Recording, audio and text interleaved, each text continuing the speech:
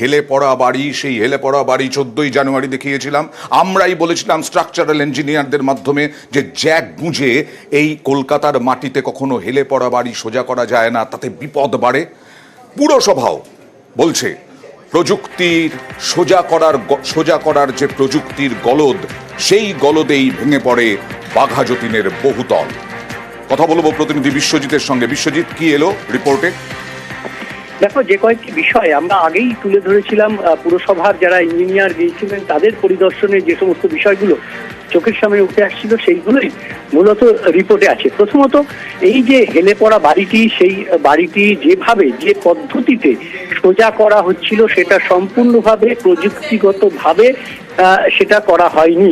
Structural engineer পরামর্শ নেওয়া হয়নি, কলকাতা পুরসভার পরামর্শ নেওয়া হয়নি।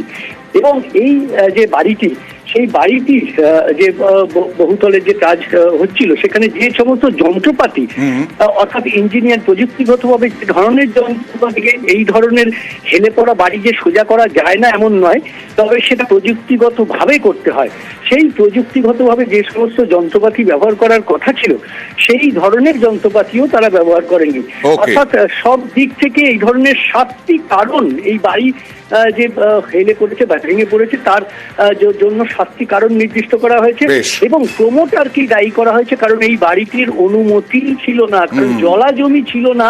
এটা সত্যিকার ওই জায়গায় জলাজমির রিপোর্ট পুরসভা এখনো পায়নি। তবে সেই বাড়িটি জমি হয়তো স্থানান্তর করা হয়েছিল বা জমির যে রূপান্তর সেটা করা হয়েছিল, কিন্তু সেই বাড়ির প্রযুক্তিগতভাবে প্ল্যান করা বা পুরসভার অনুমতি নেওয়া সেটাও করা হয়নি। এই সমস্তই জন্যই প্রমোটারকে দায়ী করা হচ্ছে এই রিপোর্টে। আর এক প্রমোটারের কীর্তি দেখুন, প্ল্যান স্যাংশন নেই, বহুতল করে ফেললেন কামারহাটিতে, পুরসভাও দেখলো না।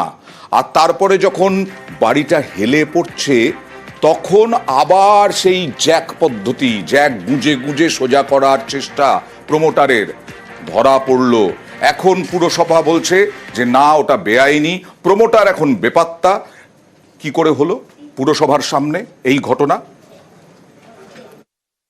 बिल्डिंग बना अभी 6 महीना नहीं हुआ, अभी इसको लगा करके सीधा कर रहा है, टेढ़ा कर रहा है वो लोग। ये तो बगल में हम लोग रखते हैं, कब गिर जाएगा। हमारा बच्चों लोग स्कूल है बगल में, वो लोग पढ़ते हैं, कब किधर डर तो लगेगा ही लगेगा। कब उलट जाएगा कोई ठीक है।